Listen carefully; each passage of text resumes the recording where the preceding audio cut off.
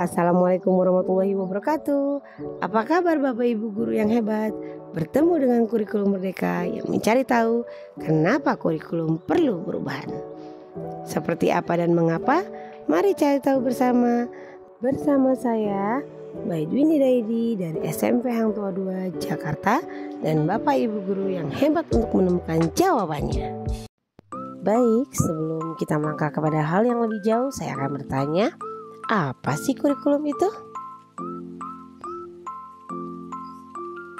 Seperti yang kita ketahui bahwa kurikulum merupakan panduan pembelajaran pada satuan pendidikan, di mana dapat dimaknai sebagai titik awal sampai titik akhir dari pengalaman belajar peserta didik. Kurikulum itu kompleks dan multidimensi. Kurikulum dapat diibaratkan sebagai jantungnya pendidikan. Dan adapun peran dan fungsi kurikulum. Peran kurikulum sebagai pedoman dan acuan dalam pembelajaran.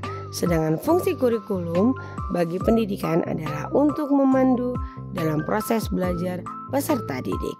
Seperti yang kita ketahui bersama, komponen kurikulum menurut Ralph Tyler dibagi menjadi 4. Yang pertama adalah tujuan, yang kedua adalah isi atau konten, yang ketiga adalah metode atau cara, dan yang terakhir adalah evaluasi.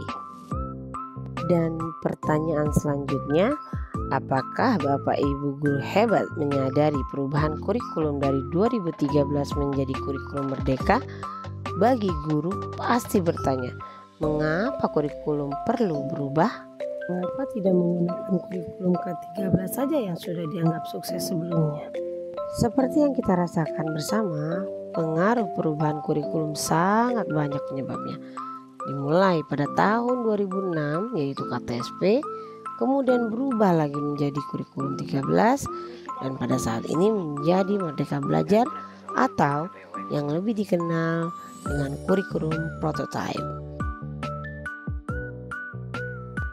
Adapun beberapa alasan mengapa kurikulum kita harus berubah, yaitu ada 3 alasan yang utama. Yang pertama adalah supaya relevan dengan tuntutan perubahan zaman, dan yang kedua adalah supaya dapat memenuhi kebutuhan belajar peserta didik, dan yang terakhir adalah dapat mempersiapkan generasi muda yang visioner di masa yang akan datang dan mampu bersaing dalam segala bidang. Pada saat ini kita pun bisa mengambil sisi baik dari teknologi.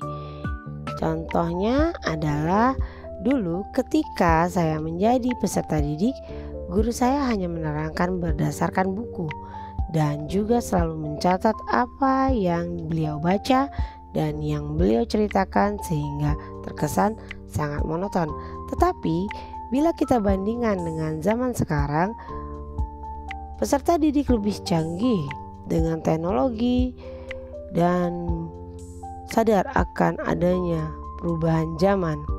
Mereka lebih aktif jika berada di dunia maya, dan juga sumber-sumber ilmu bisa mudah mereka dapatkan dari dunia maya maupun teknologi-teknologi yang digunakan untuk mencari bahan ajar, sehingga proses pembelajaran menjadi lebih bervariasi dan juga lebih visioner ke depannya. Tidak dapat dipungkiri bahwa teknologi sangat berperan penting di kurikulum merdeka.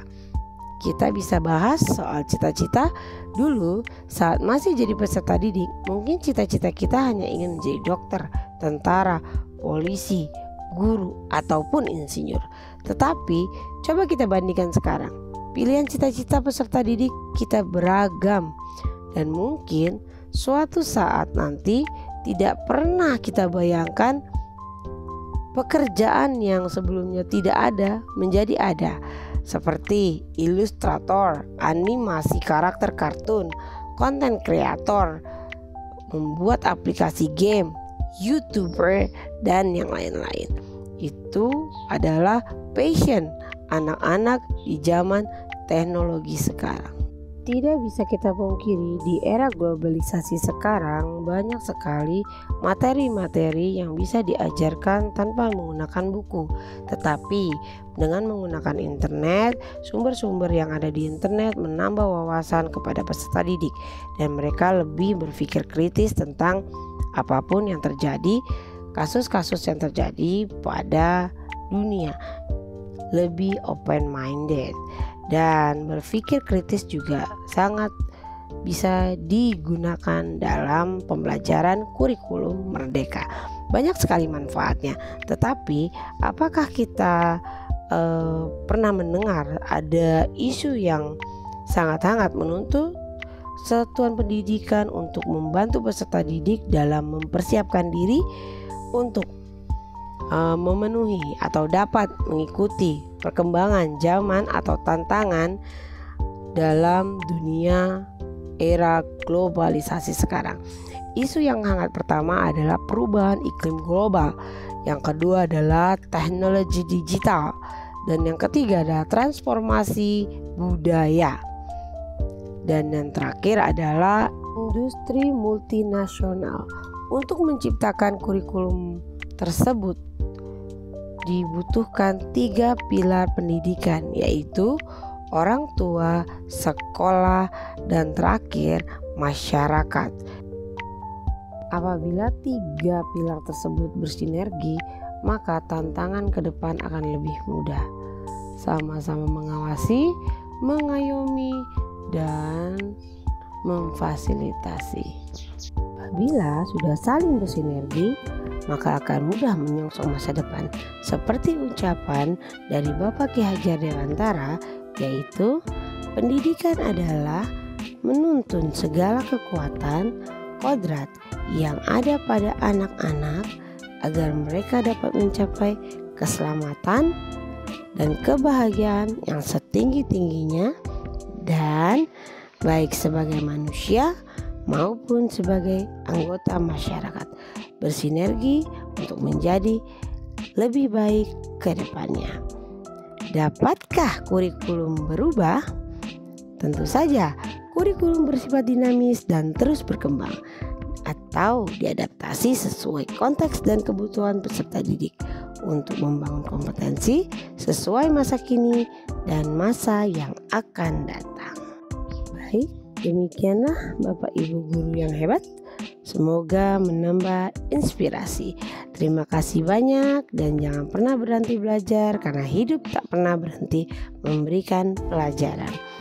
Semoga apa yang kita telah bahas tadi dapat menjadi inspirasi dan juga menjadi masukan bahwasanya kurikulum harus berubah.